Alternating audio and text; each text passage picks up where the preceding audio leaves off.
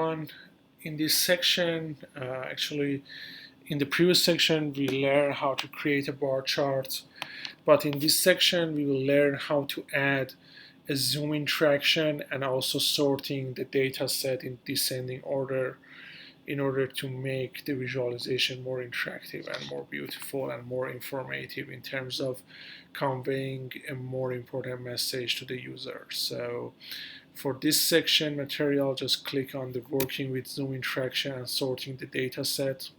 If you click here,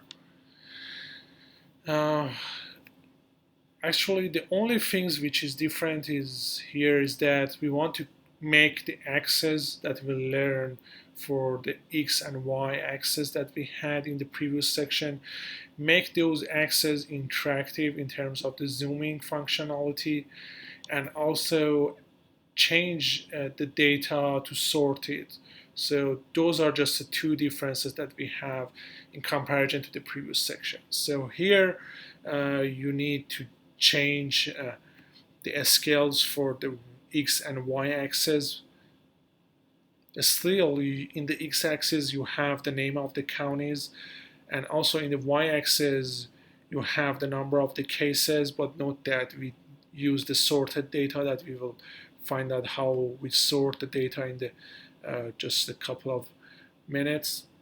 And also in terms of the interactivity, we need to define a zooming interaction.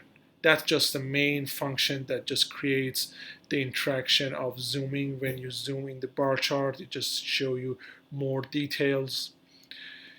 So basically, you want to have the margins or the width and height of the bar chart interactively changing or dynamically changing based on how you zoom on the plot chart. Then you scale your plot based on a different scale extent that you have. Then it just zoom the X and Y axis and then adapt actually the name of the counties and name number of the cases based on the zoomed area. So that's just the function that just creates this zooming functionality. And we embed or we call this zooming functionality besides the attributes that we had for the width and height for the image that we created. Actually, it just gives the zooming interaction or interactivity to the bar chart that we had before in the previous section. And also note that we use the sorted data, but how we could create this sorted data. Actually, we learn how to load the CSV file into the D3.js or the observable platform. But in order to sort it, we need to use the sort function. The sort function takes two input.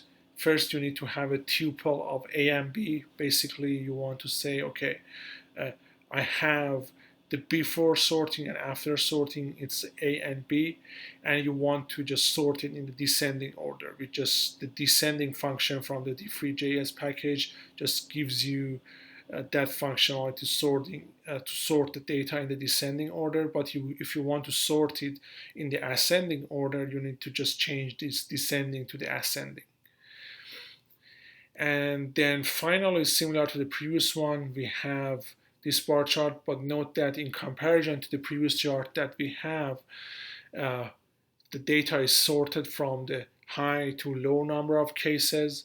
And also here, you can just zoom into the bar chart and also move it to see different regions. So it's just more interactive, and it's not, as I said, it's not just a static screenshot of your visualization. So it's just embedded in this website, and you could have more interaction to see all the aspects of this visualization. For example, find which counties have higher number of the cases. Especially, it's much easier because we just sorted this data set. So that just brings more interaction and interactivity, and that's just a strength of the D3.js package.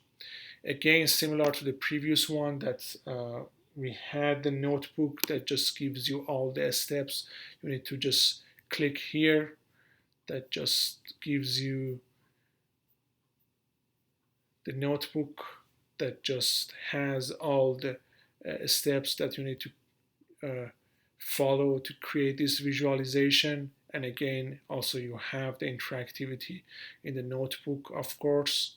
And then you could find all the functions that we defined here. So that just brings more reproducibility based on this notebook, and you can just follow all the steps and find all the functions here. Thank you.